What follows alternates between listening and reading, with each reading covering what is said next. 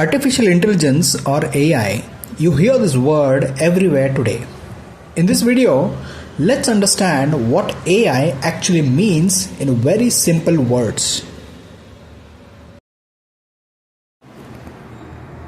For many people, AI sounds complex and confusing. It feels like something only experts or engineers can understand. But the good news is, the basic idea of AI is actually very simple. Anyone can understand it. Artificial intelligence means teaching computers to learn from data. Just like humans learn from experience, computers can also learn using data. AI works in three simple steps. First, it is given data.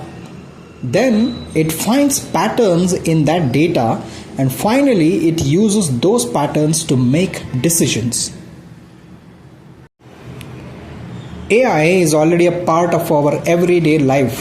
When you search something on Google, when YouTube suggests videos, or when your phone unblocks using your face, AI is working in the background.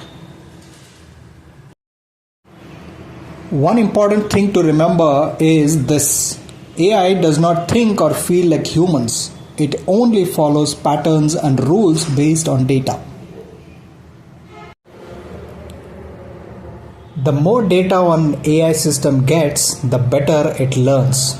More examples help AI make more accurate decisions.